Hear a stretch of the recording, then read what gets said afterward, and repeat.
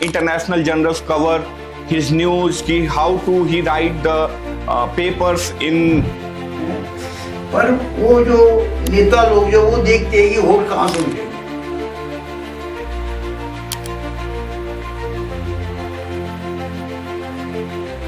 तो जब मैं 15-16 साल का था तो अपने गांव में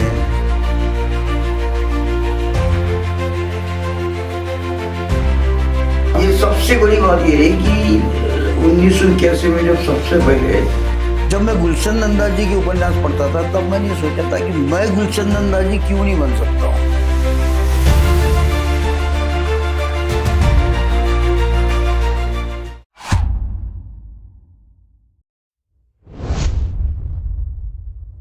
नमस्कार, मैं डॉक्टर अभिनंदन पांडे आपका स्वागत करता हूं। जीवन में कुछ रास्ते ऐसे होते हैं जिन पे हम चलते जाते हैं और उसकी परिणाम की चिंता किए बिना हम चलते जाते हैं और एक दिन उससे कुछ ऐतिहासिक रिजल्ट आते हैं। उसी की कड़ी में आज हमारे बीच बात करने के लिए लक्ष्मण राव जी हैं, जिन्होंने एक ऐतिहासिक जर्नी की, जिन्होंने अभी तक 30 नावल लिखे हैं और ये पहले ITO पे चाय की दुकान लगाते थे। आज संग्रीला होटल ने इनको ऑफर किया, जो एशिया का one of the top hotel है, उसने इनको 5 स्टार होटल ने इनवाइट किया और वहां तक इन्होंने सफर कैसे किया। तो बहुत बहुत स्वागत है आपका। नमस्कार अभिनंदन जी, अभिनंदन है आपका। जी जी जी, अभिनंदन जी का अभिनंदन कर दिया जी।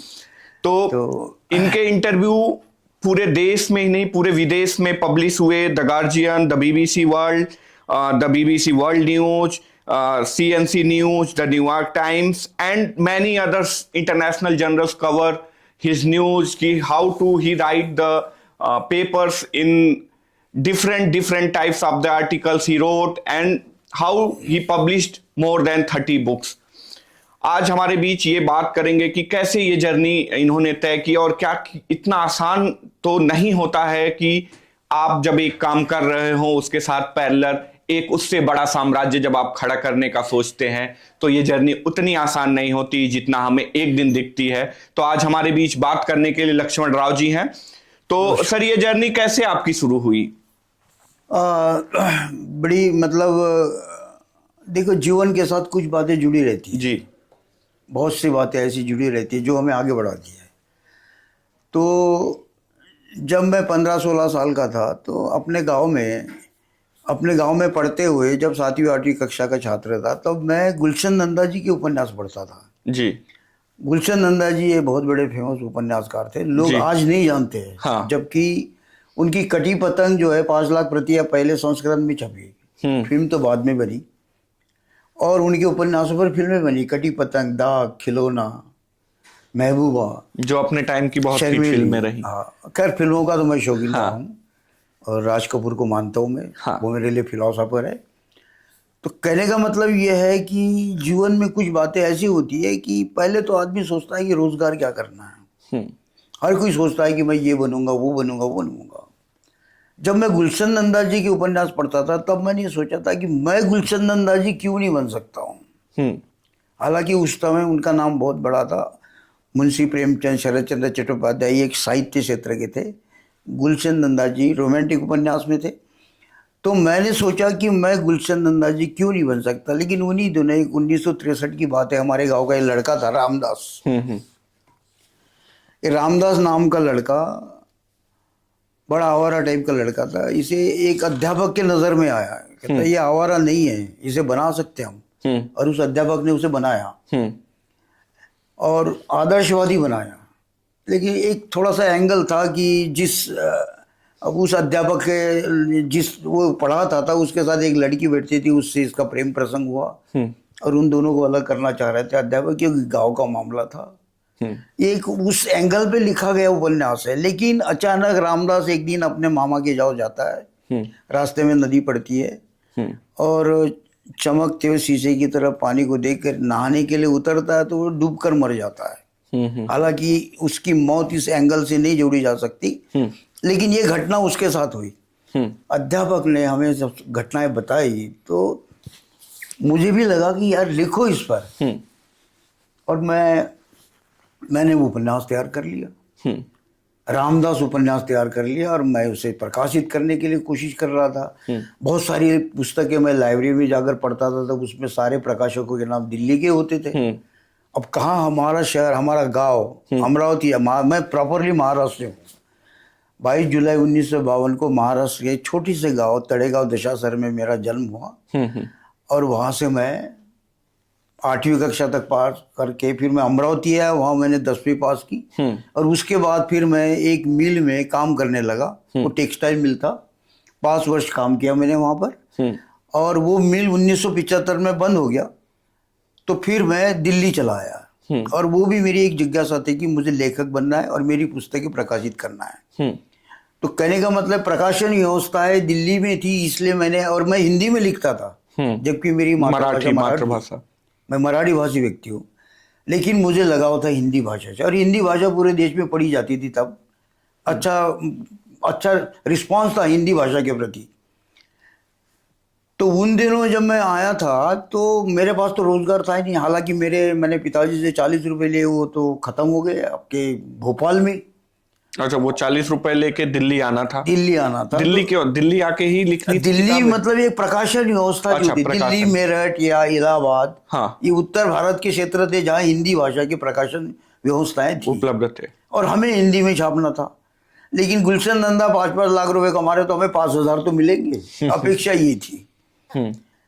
लेकिन जब मैं आया था तो मेरे पास कोई रोजगार नहीं था। मैं भोपाल में एक भवन पे मजदूरी की, 90 रुपए वहाँ कमाए और फिर मैं जून महीने में जीटी एक्सप्रेस में बैठकर दिल्ली आया, जुलाई महीने में। और उसके बाद फिर मैं यहाँ जो काम मैंने भोपाल में किया था, भवनों पे मजदूरी करना, वो काम मैंने यहाँ किया। फिर ढाबों पे बर्तन साफ करना वगैरह वगैरह करता रहा। उसके बाद फिर मैंने आईटीओ के पास विष्णु दिगम मार्ग पर खुद की चाय पान की दुकान लगाई। अच्छा, पान की पान बीड़ी सिगरेट बेचने लगा। पढ़ता था, अच्छा हुआ, ये मेरा सौभाग्य था कि आईटीओ से 1 किलोमीटर दूर दिल्ली गेट पर पुस्तकों की दुकानें लगती थी संडे को, और वहाँ से अच्छी अच्छी किताबें खरीद कर लाता था। वहाँ फिर विद्वानों की किताबें मिली, जो गोरकी है, लेनिन है, विलियम शेक्सपियर है, मार्टिन लूथर है, फर्ग्यूसन, इनकी ये प्रोफेसर जो विदेश के, जो आपके मतलब लंदन के बड़े बड़े यूनिवर्सिटीज़ के जो प्रोफेसर थे, उनकी किताबें वहाँ मिलती थी और मैं उनके बारे में जानता था, मतलब समझ में आता था। वो पढ़ने लग गया तो मुझे लगा बहुत अच्छी जगह आया हूँ मैं। फिर मैं अपनी पुस्तक प्रकाशित करने के लिए प्रकाशक को मिलने के लिए गया। किसी ने कहा पैसे लगते, किसी ने कहा वगैरह वगैरह। एक ने कहा यार ये क्या है, क्या लेखक है ना, get out from here, you don't know what is the publication. Okay, कि तुम नहीं जानते हो प्रकाशन क्या है। हाँ। और उस आदमी ने उस ढंग से कहा और मैं शायद बुरा भी मान गया हूँ। हाँ। लेकिन आज मैं उस व्यक्ति को प्रणाम करता हूँ कि उसने मना करा, उसने मना किया और आज मेरी 30 किताबें छपी है। हाँ। और मैं खुद प्रकाशक हूँ, लेखक हूँ। अच्छा, अपने पैसों से पब्लिकेशन भी आप खुद करते हो? और खुद प्रकाशन भी मेरा है, मार्केटिंग भी मेरी है, सब कुछ मेरा अपना है और मैं वो लेखक हूँ। आज 30 साल हो गए हैं, 30-35 में दिल्ली में आए मुझे 50 साल हो गए, 75 में आया था और आज मैं 30 पुस्तकों का लेखक हूँ, एस्टैब्लिश हूँ। देश का कोई अखबार नहीं है अभिनंदन जी जिन्होंने मेरे बारे में लिखा नहीं, आधे पेज का नहीं छपा हो। जबकि गार्डियन, विदेश के अखबार, बड़े बड़े अखबार, बीबीसी, हांगकांग के पेपर्स, लंदन के I know, मैंने देखा। so many articles published about my life all over the world। Google पे सर बहुत सारी जानकारियां हैं। और आप यकीन नहीं करोगे, हाँ। मैं कभी साहित्यिक गोष्ठी में नहीं जाता हूँ, किसी काव्य संगोष्ठी में नहीं जाता हूँ, क्योंकि वहाँ मेरी एक पहचान है ही नहीं। ओके। मैं चाहता हूँ कि इससे ज्यादा घर में बैठ के पढ़ूं, लिखूं और अध्ययन करूं। और जबकि मैं दिल्ली में आया था तब मैं 10वीं पास था। और जब ये रामदास छपा थे 92 में छपा, स्टोरी इसकी 1963 की है, 1963 की ये कहानी है रामदास। और ये तीसरा उपन्यास छपा। जब 1981 में मेरे जीवन के बारे में पहला आर्टिकल छपा था टाइम्स ऑफ इंडिया में, तो इसकी चर्चा इंदिरा गांधी जी के कार्यालय में हो रही थी कि देखो महाराष्ट्र एक लड़का आया हुआ है, वो पेड़ के नीचे बैठकर किताबें लिखता है, देखो अखबार में छपा हुआ है। अच्छा, इंदिरा जी के कार्यकाल में? इंदिरा जी के कार्यकाल। और आप लोग क्या करते हो, आप सांसद है, मेंबर ऑफ पार्लियामेंट है, क्या करते हो आप? उस समय लेखकों की इज्जत थी। उस समय 10-20 किलोमीटर में या 50 किलोमीटर में एक आधा लेखक होता था। अब तो हर किलोमीटर 100 लेखक है। अब तो घर घर में लेखक है। तो कहने का मतलब ये था कि एक फिर मेंबर ऑफ पार्लियामेंट आए मेरे पास। उन्होंने कहा तुम एक मिल लो, इंदिरा जी से मिल लो और तुम्हारी वहाँ चर्चा होती है। तो मैंने कहा सर मुझे कौन मिलने दें, आप ले चलिए। कहता नहीं तुम्हें नाम बताने की जरूरत नहीं है, तुम जाओ वहाँ, मैं ये हूँ वगैरह वगैरह। लेकिन एक सुअवसर मिला 27 मई 1984 को 3 मूर्ति भवन में, दिल्ली के 3 मूर्ति भवन में इंदिरा गांधी से सौभाग्य मिला मिलने का। और फिर मैंने कहा कि मैं आपके जीवन पर लिखना चाहता हूँ। उन्होंने कहा नहीं, मेरे बारे में बहुत लिखा है लोगों ने, आप लिख सकते हैं। तो हमारे प्रशासन के बारे में हम लोग क्या करते हैं। तब मैंने एक नाटक लिखा प्रधानमंत्री के नाम से, प्रकाशित भी किया और छापा। तो कहने का मतलब इस तरह से ये मेरा काम चलता गया, एक एक किताब लिखी है। अब तो मेरी 10 किताबें ऐसी है कि उनकी एक एक किताब की कीमत 2000 रुपए है। काफी महंगी किताबें आप लिखते हैं।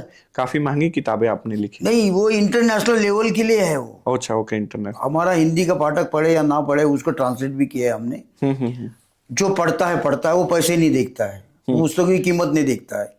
जो पढ़ता है वो पुस्तकों की कीमत नहीं देखता, योग्यता देखता, लायकी देखता। इस आदमी ने लिखा गया है। ये विचार आते कहाँ से थे जब आपने लिखना शुरू किया? करता हूँ, आप यकीन नहीं करोगे कि 1981 से आज 25 चल रहा है, 26 चल रहा है, आज तक के मेरे घर में 4-5 अखबार आते रोज में 4-5 अखबारों का संपादकीय पढ़ता हूँ। अभी भी डेली आप 4-5 घंटे का टाइम निकालता हूँ और 4 या 8 या 12 पेजेस में रोज लिखता हूँ रजिस्टर के। ये मेरा अध्ययन है और वो सारे अखबार मैंने संभाल के रखे हुए हैं। मतलब इससे बड़ा कमरा होगा जहाँ वो अखबार है, कुछ तो बाइंडिंग किए हुए हैं और वो दस्तावेज है। जब बीच बीच में टाइम निकाल मैं पढ़ने जाता हूँ तो ये सोच आती है। लिखा तब जाता है जब सोच बनती है। प्रोफेसर भी लिख रहे हैं और जनरल भी लिख रहे हैं, सब लिख रहे हैं, लेकिन सोच बनानी पड़ती है। ये कठिन नहीं है लेकिन कठिन भी है। जो पहली शुरुआत थी, हम 2-2, 3-3, 4-4 पेज लिखकर फाड़ के फेंक देते थे। अब जो लिखते हैं वो फाइनल है। जो भी लिखते हैं वो अब प्रेस में जाएगा छपने के लिए। अब ये हो गया, वो प्रैक्टिस से आ गया, वो हमें अनुभव आ गया। कमांड, भाषा पर कमांड नहीं। ये जो 30 साल, कितने 40 साल हो गए लिखते आपको? मुझे लिखते हुए 50 साल हो गए। तो जब आपने महाराष्ट्र से छोड़ा, 40 रुपए लेके आप आए दिल्ली। फिर जब आप दिल्ली आए तो सपना क्या लेखक का ही लेके आए थे आप कि? सपना लेखक बनने का ही आया था। अच्छा, लेखक बनने। लेकिन एक प्रश्न आपने पूछा नहीं, व्हाट इज योर क्वालिफिकेशन? हाँ, नहीं, मैं आने वाला था कि क्वालिफिकेशन आपका क्या था अगर आपको राइटर बनना है। क्योंकि जब भी कभी मेरा इंटरव्यू होता है कहीं पर भी, तो ये पूछते कि तुम कहाँ तक पढ़े हो। और आपको बड़ा आश्चर्य लगेगा मेरे दोस्तों, मित्रों, पाठकों, दर्शकों, कि जब मैं यहाँ आया था दिल्ली में तो मैं सिर्फ 10वीं पास था, अभिनंदन जी। लेकिन उम्र के 40 साल में मैंने 12वीं पास की। ये पीछे तिमारपुर है, यहाँ सेंटर होता था 12वीं कक्षा, 12वीं तक यहाँ फॉर्म भरा और यहाँ से मैंने 12वीं पास की। उसके बाद उम्र के 50 साल में मैंने दिल्ली यूनिवर्सिटी से बीए किया। 50 साल बाद? हाँ, 50 साल बाद। ओके। और 1900 मतलब अपनी उम्र के 63 साल में मैंने इग्नू से एमए किया हिंदी में। अभी कितनी उम्र है आपकी? अभी मैं अब 72 का हो गए। 72 के हो गए। लेकिन लोग कहते लगते नहीं हो। लगते तो अभी नहीं हो आप, क्योंकि 50 के ही ये भी बना के रखा मैंने। 5 स्टार में कोई नशा नहीं। हाँ, कोई नशा नहीं। भोजन करना, वर्जिश करना, अपनी भारतीय वर्जिश जो होती है वो करना और ढंग से रहना, अपना भारतीय भोजन करना। नहीं, जब पैसे की सर इतनी किल्लत थी आपको कि 40 रुपए घर वालों ने दिया, दिल्ली आना मुश्किल था, तो इस तरह से एक नया रास्ता मतलब चुनना कितना डिफिकल्ट था आपके लिए? एक सपना और जिज्ञासा, हाँ, और भविष्य, ये 3-4 बातें ये आदमी को आगे लेके आती है। पहले तो सपना कि मुझे लेखक बनना है। अब मैं गुलशन दंदा बनूं या विलियम शेक्सपियर बनूं, वो एक सपना है। दूसरी बात, आपने करना क्या है। कभी भी मैं सबको कहता हूं, देखो किसी के भोजन को हाथ मत लगाओ। आप भंडारे में भी मत जाओ, अपेक्षा मत करो भंडारे में जाके खाना खाओ, नहीं, भोजन अपना कमाओ। और मैं आज तक मेरे बच्चों को और मैंने कभी भूखा नहीं रहने दिया। हालांकि पान की दुकान थी तब भी पैसे रहते थे, चाय की दुकान थी तब भी पैसे रहते थे, और जब मैं मजदूरी वगैरह करता था तो अकेला ही था, तो तब तो कोई बात ही नहीं थी, और तब इतने खर्चे नहीं होते थे।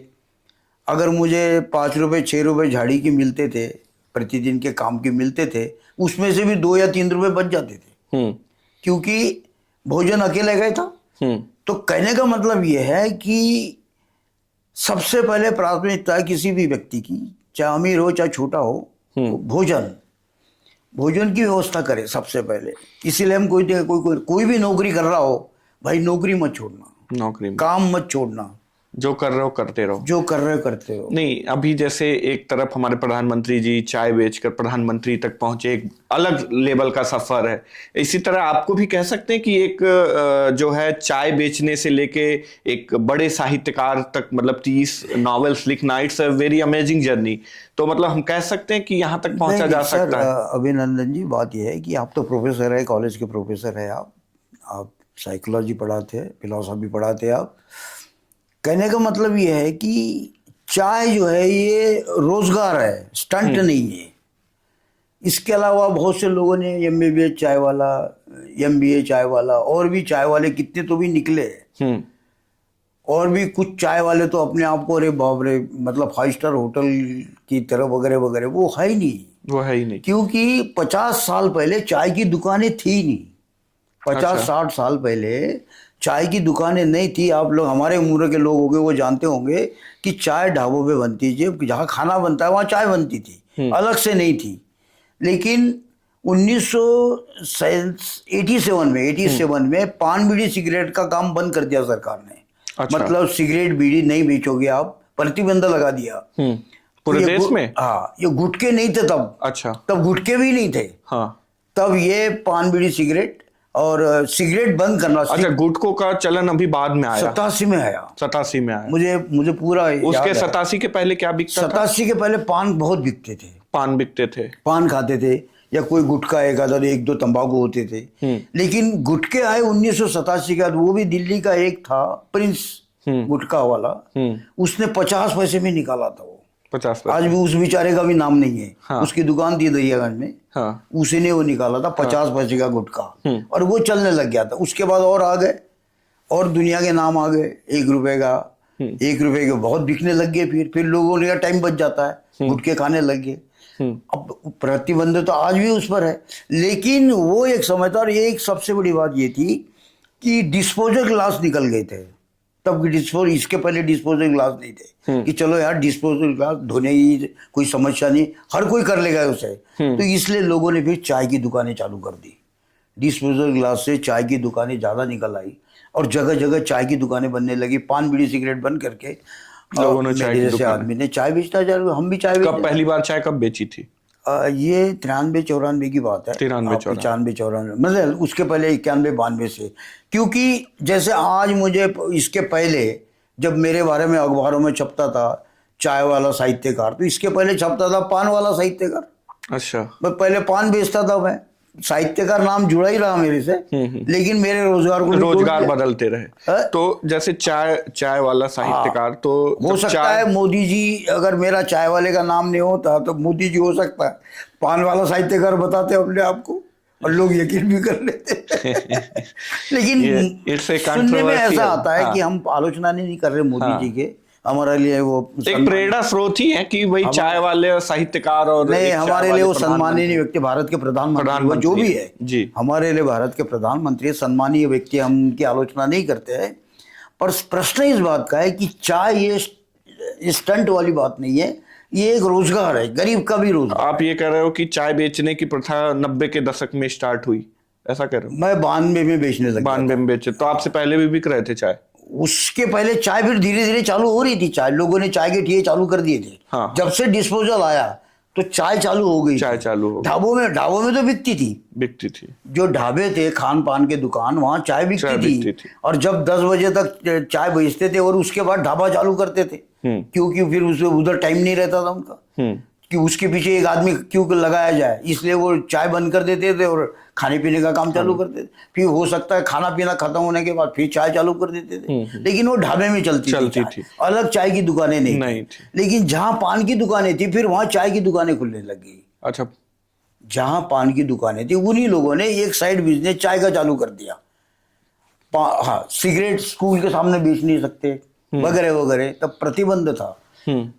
अब भी जो है, भी 100 है। मीटर के दायरे में आप नहीं बेच अब सकते। तो बहुत है, अब है। जैसे आपने 1993 में जब चाय बेचना स्टार्ट करा, 92 में कर दिया। 92 में हाँ। तो चाय की कीमत क्या थी? 92 में 90 कही आप, 90 में। 90 हाँ, जब 90 में आपने हाँ, चाय तो बेचनी शुरू की, 50 पैसे की थी चाय। 50 पैसे की चाय थी। हाँ। और अभी जो चाय 50 बेच रहे हो पे अब क्या है? अब तो मैं इस 20 रुपए की, 10 रुपए की, 15 रुपए की कैटेगरी बना के, अच्छी चाय तो 20 रुपए की बनती है। नहीं, अभी जहाँ पे काम करते हो वहां पे चाय की दाम क्या है? सांग्रीला में जो चाय बनती है, तो जो चाय में वहां 20 रुपए की बनती थी वो अलग बात है। लेकिन एक सांग्रीला एक ब्रांड है, ब्रांड के नाम से चाय है वो, और वो चाय 778 रुपए की है। मतलब आपकी जो लक्ष्मण राव जो दूध, जो पत्ती, जो बनाने का तरीका जो लक्ष्मण राव का उस जगह पे था, हाँ। वही तरीका यहाँ पर है, और वो 778 की चाय बिक रही है। 1 रुपए कम 600 रुपए की चाय, 28% टैक्स, 10% सर्विस टैक्स एंड 18% जो जीएसटी वगैरह जो कुछ है। तो कहने का मतलब 778 की चाय है और वो वहाँ बिकती है, लेकिन वो एक ब्रांड है। वो चाय परोसना, चाय आपके तक आना, आपके सोफा सेट पे चाय लाना, उस तरीके से लाना, उसके भी पैसे हैं, उसका भी स्टैंडर्ड नहीं, लेकिन वो एक बैनर है। माना तो यही जाएगा कि आपने 50 पैसे के चाय से स्टार्ट करी और मेरे अभी नाम 788 मेरे वो नाम बिक से रहा है। जो चाय अगर देखा जाए तो एक प्रोजेक्ट और उन्होंने तैयार किया, हाई टी। उस हाई टी में मीठा, मिष्टान्न और नमकीन वगैरह जो भी 8-10 है वो उसमें, और साथ में चाय, वो 2800 रुपये का है वो। अरे चाय भी होगी तो 2800 रुपये की है वो चाय। तो वो हाई टी है 2 आदमियों के लिए। अच्छा, हाँ, वो 2800 की चाय है, मतलब चाय इंक्लूडिंग दिस। ओके। तो उसके साथ वो चाय है 2800 रुपये की। तो 2800 रुपये की वो हाई टी है, उसके साथ वो चाय है। ऐसी चाय भी होगी तो वो 778 रुपये की, 778 की है। तो चलो 2 आदमी हम चाय पियेंगे 1500 को, इससे अच्छा कि हाई टी ले लो, वो 2800 रुपये की हो जाएगी। तो आने वाले अतिथि कहते हैं चलो हाई टी ले आओ। हाँ, तो जैसे आप एक फुटपाथ से आपकी जिंदगी शुरू हुई और एशिया के इतने बड़े होटल, 5 स्टार होटल में आप काम कर रहे हो, तो होटल वाले ने कैसे अप्रोच करा? ऐसे तो मतलब आप जब फुटपाथ पे बेच रहे थे, जैसे देश में मेरे बारे में छपता था तो ऐसे विदेशों में छपने लग गया था। तो इनकी जो चीफ होते, एग्जीक्यूटिव होते, वो हांगकांग में इनका ऑफिस है, कॉर्पोरेट ऑफिस। वहाँ के एक चीफ ने हमारे बारे में पढ़ा कि लक्ष्मण राव काम का आदमी लग रहा है, इसको बुलाना चाहिए। तो वो जब यहाँ से आए, हांगकांग से आए, तो उन्होंने मेरे पास एक अपनी मैनेजर भेजा उनको। वो देखा उन्होंने, कहने लगे आपको हमारे सर बुला रहे हैं, बातचीत करना चाहते हैं। तो मैंने कहा बेटा देख लो आप यहाँ पर ही, मैं बहुत अच्छा हूँ। कहता नहीं आप, उन्होंने कहा इसलिए हम आपको बुला रहे हैं। वो 1 बार आई, 2 बार आई, 3 बार आएगी, 4थी बार उसने कहा कि सर आप चलिए, आप आज मनाई करने के लिए चलिए। और उस दिन मैंने हाँ कह दिया और मैंने ज्वाइन कर लिया सांग्रीला। तो ये सौभाग्य है। नहीं, चाय का क्या सीक्रेट है? जैसे जनरली हम इलाहाबादी चाय को अदरक हो गया, तुलसी हो गया, चाय की पत्ती हो गई, दूध हो गया, आपके चाय का क्या सीक्रेट है कि जो 50 पैसे का था 788 का अगर बिक रहा है? सीक्रेट यही है कि चाय जो है हमारा भारतीय पेय है, हमारी इंडियन टी। चाय जो है हमारे भारत में सभी लोग, गरीब आदमी, बड़ा आदमी चाय पी सकता है और कुछ नहीं पीता है। और यही स्टेटस मैंने रखा है कि हमारी भारतीय चाय कैसी होनी चाहिए। तो मैं आपको ये भी बताना चाहता हूँ ये चाय कैसी बनती है। 5 स्टार में भी जो बन रही है, लक्ष्मण राव जो चाय बना रहा है वो कैसी बनती है। हालांकि मैं वहाँ एज ए टी कंसल्टेंट हूँ और मुझे वो मैनेजमेंट के बच्चे वगैरह जो आते हैं उनको सिखाना पड़ता है कि बेटा आप ऐसे सीखो, ये करो, वो करो, वो करो। तो चाय का मतलब ये है कि आप पानी उबाल लो 1-2 लीटर, 2 लीटर पानी उबाल लो अच्छी तरह से। जब वो अच्छी तरह से उबाल जाता है तो उसमें फुल क्रीम दूध, किसी भी ब्रांड का, जो भी है, मदर डेयरी है, पारस है, वगैरह वगैरह, जो भी है, पराग है, जो भी है, 6 लीटर उसमें पानी डालो और दूध डालो, 2 लीटर पानी 6 लीटर दूध, उसको और अच्छी तरह से उबाल लो और उसमें एक पत्ती डालो।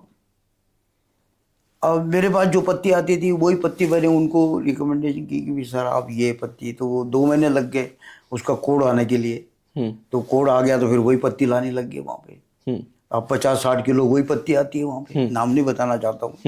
तो 50-60 किलो वही पत्ती आती है वहाँ पर। जितने भी डिवीजन है चाय के जाग बने हुए हैं वो सारी वहीं की इस्तेमाल कर, और वो सॉफ्ट है बिल्कुल, वो 100 साल का ब्रांड है वो। तो कहने का मतलब उसमें हल्की सी पत्ती डालो, ज़्यादा मत डालो, ज़्यादा डालोगे तो चाय कड़वी हो जाएगी। बिल्कुल हल्की डालो, उससे रंग भी आएगा, फ्लेवर भी आएगा, टेस्ट भी आएगा, रंग भी आएगा। धीरे धीरे उबालते रहो।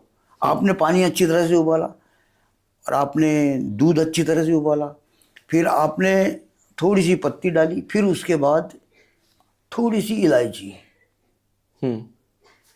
लास्ट में थोड़ा सा अदरक, और कुछ नहीं है। बस यही रेसिपी है हो से गई थी, इसमें लौंग डालो, ये डालो, यही रेसिपी है जो 788 की बिकती है। मतलब वो चाय हमेशा नहीं पी जाएगी, आप डाल सकते हैं, वो बार बार नहीं पी जाएगी। बार बार जो पी जाएगी वही जो मैंने बनाई है, जो जनरल है। अदरक और इलायची का टेस्ट स्वीकार किया जाता है, बाकी नहीं किए जाते। बाकी कभी कभी मसाले वगैरह, दालचीनी, ये वो वगैरह, नहीं, वो हार्ड होती है चाय, वो नहीं पी जाएगी, बार बार नहीं पी जाएगी अभी। और अब वहां पर आते सारे फॉरेनर्स, और 8-9 चाय पी जाते हो, क्योंकि चाय इंक्लूड है। 2,500 का ब्रेकफास्ट है, उस 2,500 के ब्रेकफास्ट में वो चाय इंक्लूड है, पीते हैं वो चाय। और ये मेरा सौभाग्य है कि दिल्ली में कोई जितने भी होटल्स है 5 स्टार, सब में मेरा नाम चल रहा है कि आप क्या लक्ष्मण राव कौन है, लक्ष्मण राव वगैरह वगैरह। इसमें तो सब फॉरेनर्स आते हैं ज्यादा आपके होटल में कि इंडियंस? फॉरेनर्स तो वो सांग्रीला के नाम से आते हैं। तो ये चीजें है। तो कहने का मतलब यह है कि वो अपना ब्रांड है, सांग्रीला अपना ब्रांड है और अपना स्टेटस है उसका अपना। हम वहां पर जो गए हैं, ये हमारा सौभाग्य। अगर मुझे एक लक्ष्मण राव 30 साल से फुटपाथ पर बैठा था और फिर वो 5 साल से 5 स्टार होटल में जाके, वो जो भी है एज ए टी कंसल्टेंट होके गया हूँ, या जो भी है, या वो कारपोरेट के जो चीफ थे उन्होंने मुझे बुलाया है, वो बात अलग है। लेकिन मैं अपने आप को ये समझता हूँ कि ये मेरा सौभाग्य है कि इस 70 साल की उम्र में मुझे 5 स्टार का भोजन मिल रहा है। अच्छा, वो भोजन फ्री में देते हैं? भोजन, यूनिफॉर्म वगैरह वगैरह ये सब वो देता है, उसमें इंक्लूड है, ब्रेकफास्ट वगैरह जो भी है। और रिस्पेक्ट, बहुत इतनी रिस्पेक्ट की, मतलब एक 6 महीने के बच्चे को भी उतनी रिस्पेक्ट जितनी एक सामान्य गेस्ट जो हमें मिलवाना चाहते हैं, ये हमारे बच्चे को आशीर्वाद दीजिए, क्योंकि उन्होंने कभी हमारे बारे में अखबारों में भी पढ़ा है वगैरह वगैरह जो भी है, और एक नाम है कि देखो यार, और फिर हमने जो किया है वो काउंट में आता है, कहीं ना कहीं उसको माना। मैनेजमेंट की जैसे आपने बात कराई कि बच्चे को मैनेजमेंट वाले आते हैं, आप उनको बताते हो, तो ये आपने अपनी चाय और राइटर बनने में, यानी चाय वाले साहित्यकार में, दोनों में बैलेंस कैसे किया? देखिए, जो मैं काम कर रहा हूँ, अगर पहलवान कोई बन रहा है तो वर्जिश वो खुद कर रहा है, पहलवानी जो गट्स है उसके तो वो अलग है, लेकिन बाकी जो काम कर रहा है वो अलग है। मैं साहित्य का काम कर रहा हूँ, ये कोई कर नहीं सकता है। मैं अभी भी चैलेंज करता हूँ कि जो मैंने किया है आज की पीढ़ी में शायद नहीं कर पाएगा। आज बच्चे अखबार नहीं पढ़ते हैं, अखबार बनाने वाले 200 आदमी होते हैं तब अखबार बनता है, वो भी आपके घर में 6 रुपए में आ रहा है या 5 रुपए में आ रहा है, वो आप पढ़ते तक नहीं हो, और आप ये कहते हो इसमें है क्या? उसमें बच्चों बहुत कुछ है। हाँ, कुछ अखबारों का स्टेटस नहीं है, वो जो भी है, लेकिन अखबार जो है वो महत्व का है। और आप पढ़ते नहीं हो, पुस्तकें नहीं पढ़ते हो, पुस्तकें भी नहीं पढ़ते बच्चे, तो आप लेखक कहाँ से बनोगे? साहित्यकार बनना तो बहुत बड़ी बात है, पुस्तकें लिखना बहुत बड़ी बात, सोच बनाना वो बड़ी बात। सोच, ये जो स्टूडियो बना हुआ है ये सोच से बना है, ये कई साल लग गए इनको सोच बनाने में, तब ये बना, तब इसका ये रूप आया। तो जब तक दिमाग में सोच नहीं आएगी हमने बनाना क्या? आइंस्टीन वैसे नहीं बना, या गांधी वैसे नहीं बना। गांधी को भी लोग आज गालियां देते, जो नहीं जानते वो गालियां देते। नेहरू को भी आज गालियां देते हैं। नेहरू ने जो किया वो आज के टाइम में कोई कर नहीं सकता है। जो उसने पढ़ाई की, जो उसने अध्ययन किया, वो आज लोग नहीं कर सकते हैं। लेकिन उनकी आलोचना करते हैं, उन्हें बुरा कहते हैं, उनको गालियां देते हैं। समझो आप, पहले आप जैसे आपने बताया कि गुलशन नंदा आप बनना चाहते हो, बाद में आपने बदल दिया कि नहीं मेरे को शेक्सपियर बनना है, विलियम शेक्सपियर। तो कैसे, मतलब तो बात यह है कि गुलशन नंदा जी हमारे भारत जब मिशन आपका ये था, गुलशन मिशन तो वही है ना। हाँ, गुलशन नंदा भी एक पुस्तक लिखने वाला लेखक है। हाँ। और विलियम शेक्सपियर भी एक साहित्यकार है। हाँ। हाँ? और उनके नाटक भी हो, जबकि उनके ऊपर मैंने पुस्तक लिखी है 720 पृष्ठ की। 720 पृष्ठ की उनके ऊपर मैंने पुस्तक लिखी है। उनके नाटकों की समीक्षा की है मैंने, 10-12 नाटकों की। सबसे बेस्ट उनका कौन सा आपको लगा? गुलशन नंदा की सबसे बेस्ट किताब आपको कौन सी लगी? वैसे सारी एक जैसी थी, लेकिन कौन सी आपको लगी? जैसे शर्मिली है या कटी पतंग है। कटी पतंग बहुत अच्छी लगी। क्या उसमें एक स्टोरी थी। अच्छा। एक जो भी उनका कथानक, सबसे बड़ी बात यह है कि उनकी भाषा सरल होती थी। उनकी हिंदी भाषा थी, वो बहुत सरल होती थी। हाँ। उसको पढ़ते थे, वो हमारे समझ में आता है। हम अहिंदी भाषी है, अहिंदी भाषी लोगों ने ज्यादा पढ़ा गुलशन नंदा को, इसलिए वो वही उनका नाम है। तो वो फिर एक कथानक होता था कि उनके कथानक में जिंदगी बनाने की बात आती थी। उनके कथानक में प्रेम आता था। अब प्रेम के लिए तो आप अच्छे रहोगे, आदर्शवादी बनोगे, तभी तो प्रेम करोगे। नहीं तो कौन पसंद करेगा आपको? प्रेम करने वाले तो सारे हैं। लड़कियां पैसा तो देखती है कि लड़के के पास पैसा हो। हम तो प्रेम में सफल नहीं हुए, बात अलग है। प्रेम क्या है आपके हिसाब से? प्रेम क्या है? प्रेम क्षणिक आकर्षण है। क्षणिक आकर्षण, प्रेम क्षणिक आकर्षण है, और उसमें स्पर्श नहीं है। और जहां स्पर्श आता है वहां पतन है। हाँ। प्रेम में स्पर्श नहीं है। स्पर्श का मतलब आप हाथ मिला रहे हो, वो स्पर्श नहीं है। जो लैंगिकता का स्पर्श होता है वो नहीं है उसमें। और जहां यहां तक चला जाता है तो वो फिर मनुष्य का पतन है। स्त्री स्पर्श वालों को पसंद नहीं करती है, ये कभी भी ध्यान रखना। स्त्री, उसका सौभाग्य यही है, उसे चाहिए भी यही है। लेकिन मनुष्य से दूर रहना, अलग रहना, ये उसका सौभाग्य है। ये हमने बना के रखना चाहिए। हमने यही लिखा है। हमने हमारे उपन्यास में, या जो बड़े बड़े साहित्यकारों के उपन्यास हो, शरद चंद्र चट्टोपाध्याय वगैरह वगैरह, इन्होंने नारी को सुरक्षित रखा है। नारी को सुरक्षित रखा और सुरक्षित है, नारी सुरक्षित है। नारी मंच पर डांस करने वाली नहीं है, लेकिन आप उससे नचवा रहे हो, ये या तो उसका दुर्भाग्य है या आपका धंधा है, और ये होना नहीं चाहिए। और आप कहोगे नहीं अब तो सब कुछ चल रहा है, सब कुछ होता है। नहीं, सभ्यता कहाँ है फिर? आदर्शवाद कहाँ है? हम ग्रामीण क्षेत्र के लोग, आप देख रहे होगे, आप दिल्ली को छोड़ के जो ग्रामीण क्षेत्र के लोग आते हैं वो सभ्यता रखते हैं, आदर्शवाद है। मेट्रो में हम बैठते हैं कि यहाँ हम बैठे हुए, साथ में थैला रखा हुआ है खाली सीट पर। अब उसे कहना पड़ेगा तुम थैला क्यों रखा हुआ है यहाँ पे? बैठने वाला ये तो सोचेगा यार हम बैठे कहाँ।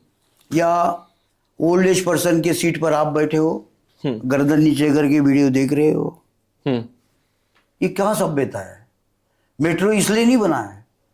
दिल्ली का मेट्रो आदर्शवाद के लिए बना हुआ है कि आप रुमाल लेके चल सकते हो। जब शुरुआत थी उसकी तो उसने यही कहा था, आप रुमाल लेके चल सकते हो इसमें, आपकी सुरक्षा है पूरी तरह से, आप अपने स्थान तक पहुंच जाएंगे। लेकिन आप दूसरे का भी सम्मान करो, ये मेट्रो का नियम है। दूसरे के बारे में सोचो, अपने बारे में तो सोच रहे हो, दूसरे की भी, महिलाओं के बारे में सोचो। महिला सुरक्षित रहे इस मेट्रो में, ये सोचो। अगर किसी महिला को कोई परेशानी हो तो उसे पूछ भी सकते हो, धक्का नहीं दे सकते हो। तो मेट्रो में हो कहा रहा, कॉलेज के लड़के गर्दन में हाथ डाल के बैठे रहते हैं।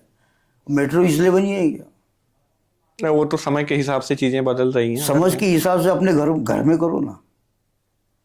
जो चीजें पर्दे में है उसे पर्दे में रखो ना। पर्दे के बाहर क्यों कर रहे हो आप?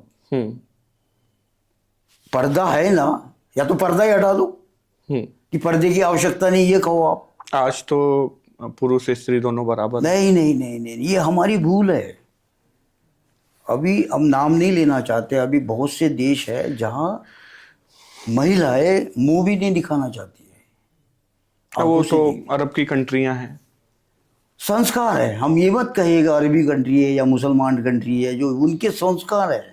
क्यों? जब हमारे देश भारतीयों में, के भी हमारे संस्कार है। देश में जब लेडीज जो है सेना में जाके देश की सुरक्षा कर सकती ठीक है, हैं, वो सारी चीजें वो कर वर्दी सकती पहन रही है, उन्हें ये कहती तुम बराबर उस पे आप घूमो, ऐसा थोड़ी कहता है सेना वाला।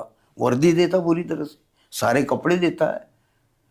हैं। और सेना वाला आदमी के बीच में नहीं आना देता, आने भी देता है तो टाइम पे आने देता है। हम्म सूरज के बाद क्या होता है या दिन डूबने के बाद क्या होता है, वो सेना ध्यान रखता है ना, हम्म महिलाओं को सुरक्षित रखता है ना। फिर हम्म सारी जगह जा सकती है, प्लेन भी चला सकती है, महिला चला रही है। चला रही है, हाँ, फाइटर जेट उड़ा रही गार्ड भी बनी हुई है, है। स्वीपिंग का भी काम कर रही है। हम्म। इसका मतलब ये थोड़ी है कि तुम आदर्शवाद को भूल जाओ, ये हमारी भारतीय परंपरा है। आप जैसे एक बहुत जमीनी स्तर से, फुटपाथ से उठ के आप 5 स्टार में गए हो, कितना आदर्शवाद वहां पे आप देख रहे हो? वहां भी देखते हैं हम, वहां भी आदर्शवाद है। ये थोड़ी है कि 5 स्टार है तो कुछ भी कर लो, नियम है, नियम है। बहुत नियम है।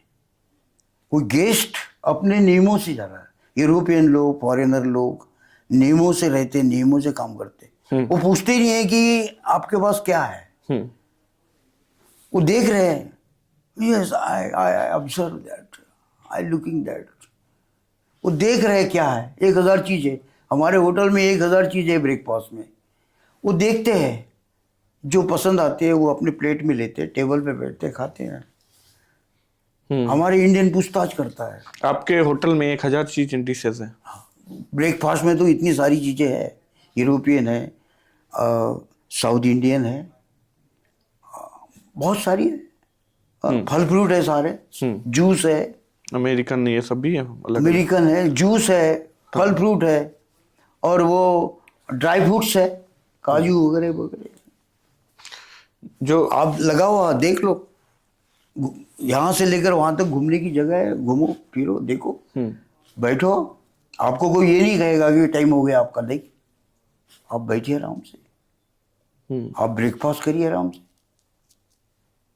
तो हम ये नहीं करें। हम अब आपको शायद प्रोफेसर साहब आप बुरा मांगे होंगे, स्टूडेंट आपके भी है, लेकिन आदर्शवाद की जरूरत है। आदर्शवाद भूलो क्या?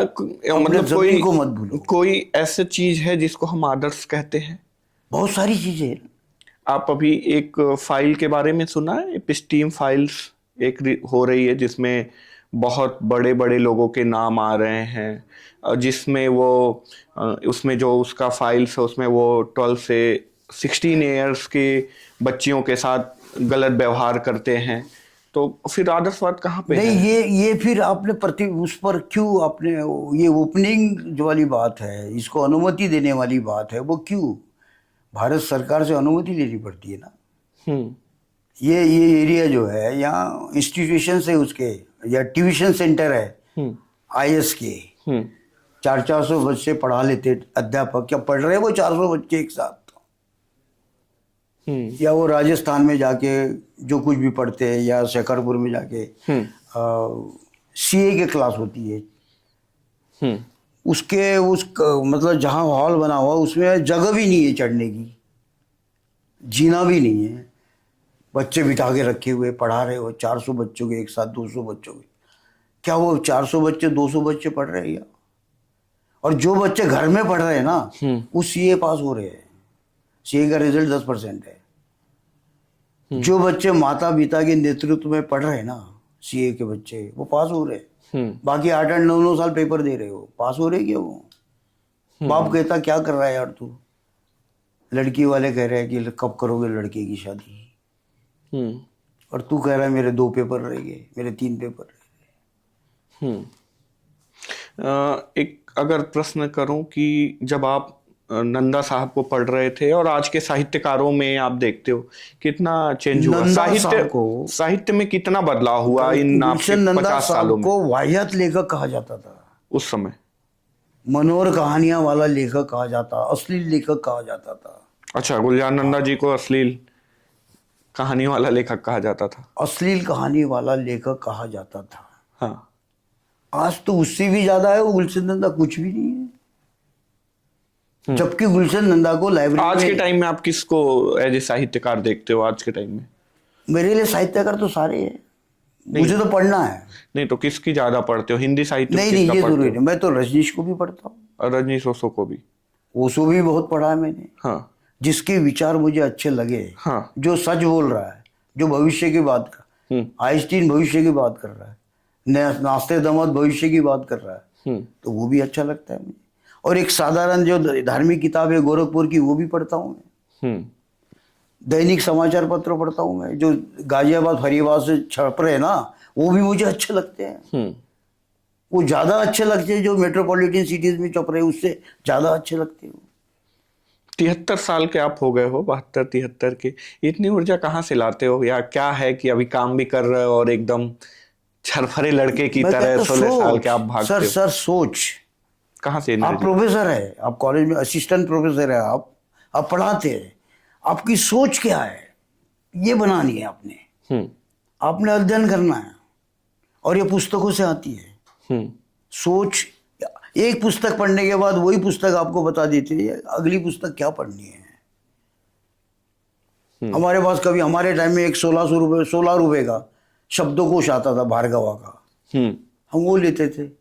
धीरे धीरे बढ़ा लेने और बढ़ा लेने और बढ़ा लेने, अब 6-6 हजार का शब्दकोश है हमारे पास। ये सोच से बनाया। 16 रुपए से शुरू किया और 6,000 तक। वेबस्टर है हमारे पास, वेबस्टर 6 एडिशंस। तो क्यों? ये सोच है। हमने पढ़ना क्या है, हमने अध्ययन क्या करना है। हम ये वीडियो भी देखते हैं, ये भी देखते हैं, इसमें गाने सुनते हैं। तुम मुझे यूं भुला ना पाओगे, तुम मुझे यूं भुला न पाओगे, ये गाना ही नहीं है, ये जिंदगी है आपकी। जैसे सर हम चाय देखते हैं, आपने 50 पैसे से चाय स्टार्ट करी और अभी आप 788 में बेच रहे हो।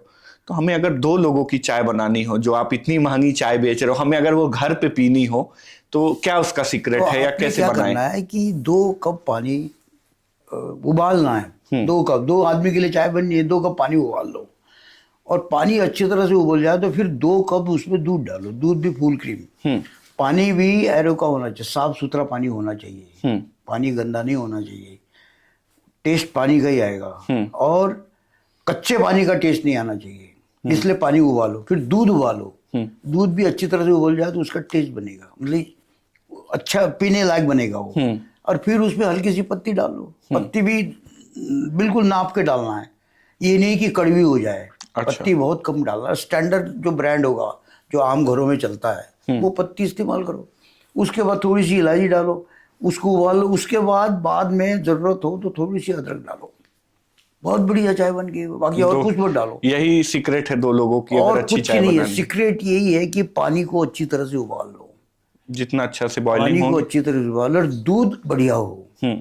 दूध होगा, और दूसरे ब्रांड होते हैं छोटे, मतलब जो वो नहीं चल पाते चाय में, अगर चाय बढ़िया बनानी हो तो, और वो चाय बढ़िया बनती है।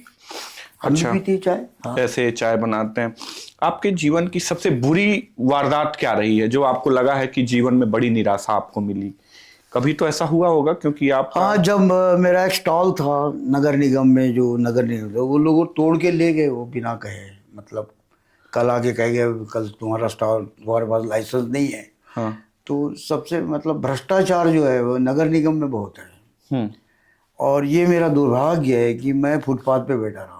मैंने सोचा नहीं, मैं चाहता तो निकल सकता था, फुटपाथ पर न बैठकर या दुकान न लगा के निकल जाता था। मैं बाद में मुझे पता चला कि यार ये तो भ्रष्ट डिपार्टमेंट है ये, और इसके साथ मेरे 40-50 साल निकल गए। हालांकि मैं और कहीं चला जाता, नौकरी करता गई चपरासी की भी, तब भी मैं बहुत खुश होता, चपरासी से क्लर्क भी बन जाता। लेकिन ये है कि हम लोगों को ये कहते हैं अपना रोजगार सुनो, किसी के आश्रित मत रहो। ये जितने भी सरकारी डिपार्टमेंट है अब ये शोषण के लिए बन गए हैं, विकास के लिए नहीं बने हैं। अब जो भी बनेंगे, जितने भी डिपार्टमेंट बनेंगे वो शोषण के लिए बनेंगे। जो अंग्रेजों का संकल्प था, उनका प्रोजेक्ट था, वो इंटरनेशनल लेवल पे हुआ था, वो उनके अनुभव थे। पानी का प्रकल्प है, कारखाने हैं, योजना है, वो संकल्प होता था उनका। लेकिन आज जो बन रहा है वो एक धंधा बना हुआ है वोट लेने के लिए। मैंने कहा ना कि आपने पूछा था अभी मुझे कि आपको पुरस्कार क्यों नहीं मिले। पुरस्कार मेरा कोई सरकार को फायदा ही नहीं है ना। सरकार को फायदा तो अंबेडकर की फोटो लगाने से है, ये उसको वोट मिल जाएंगे। अंबेडकर की फोटो लगा लो। अंबेडकर को तो आप भी मानते हो? हाँ, लोग मानते हैं, उनके वोट मिल जाएंगे। हाँ। अगर अंबेडकर के वोट है तो वो पूछेंगे भाई तुमने तो बाबा साहब की फोटो ही नहीं लगाई, वोट कैसे दिया आपने? अब फोटो लगा लो तो वोट मिल जाएंगे। तो आज राजनीति वोटों की है, जातिवाद की राजनीति है। मतलब किसी आदमी की योग्यता को भुनाना, आज राजनीति इस बात की है। अंबेडकर ने अपने लिए या देश के लिए या अपने जाति के लिए क्या किया, कितना किया, इसको कोई नहीं पूछ रहा है। उसका अपना नाम क्या था वो कोई नहीं पूछ रहा है। लेकिन उनका नाम लेते रहो, उनका सम्मान करते रहो, उनके सम्मान से वगैरह वगैरह करते रहो। तो इस पर हम आलोचना भी नहीं करते। आलोचना करने वाला विषय नहीं है अंबेडकर जी के। बहुत बड़ी हस्ती, एक सम्माननीय व्यक्ति थे। बहुत वो बहुत अपने लिए बहुत सम्माननीय व्यक्ति थे और देश के लिए भी, समाज के लिए उन्होंने बहुत काम किया है। बिल्कुल। लोग कहते हैं इससे इसको पीछे रखोगे तो वोट नहीं मिलेंगे, इसको रखो आगे। तो हम आलोचना नहीं करना चाहते अंबेडकर जी की। वो अपने लिए सम्माननीय है, समाज के लिए सम्माननीय है। पर वो जो नेता लोग जो वो देखते हैं कि वोट कहाँ से मिलेंगे, उनको बुलाते हैं। राइट। आपके जीवन में सबसे बेस्ट मोमेंट क्या रहा है कि ये बड़ा आपको लगा कि यही तो मैं चाहता था? ये सबसे बड़ी बात ये रही कि 1981 में जब सबसे पहले मेरे जीवन का टाइम्स ऑफ इंडिया के संडे रिव्यू में आर्टिकल छपा। संडे रिव्यू में जो आर्टिकल छपा, ये मेरे जीवन की बहुत बड़ी उपलब्धि थी कि वहां से मुझे पहचान मिलने से शुरू हो गई लेखक की। टाइम्स ऑफ इंडिया में जब पहली बार, उस समय एक 50 साल पहले टाइम्स ऑफ इंडिया एक बहुत बड़ा अखबार माना जाता था। उस समय उसका मतलब स्टैंडर्ड था। उसका जो संडे रिव्यू छपता था, लोग इसका इंतजार करते थे मैगजीन की तरह। और संडे रिव्यू का अखबार वो पूरा पढ़ते थे और उसमें मेरा आर्टिकल छपा था मेरे बारे में। तो वहां से मुझे पहचान मिली। फिर उसके बाद मेरे बारे में छपना चालू हुआ। आप इतने संघर्ष आपने करा। आज के यूथ भी छोटी छोटी चीजें जब नहीं होती तो वो निराश हो जाते हैं।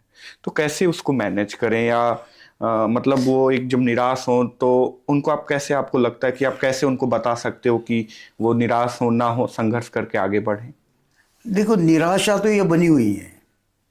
आपकी जहां से भी गलती हो गई, आपकी निराशा ही निराशा है। आपको एक पेपर देने भी जाना है, परीक्षा देने भी जाना है, तो समय पे आपको तैयारी भी करनी पड़ेगी। सवेरे उठकर पेपर एग्जाम तक जाना पड़ेगा। और चाहे जरा सी गलती होगी वहाँ आप असफल हो जाओगे। आप परीक्षा दे रहे हो तो अच्छी तरह से अध्ययन करो और पेपर देने की पूरी तैयारी करो, तब पास हो जाओगे।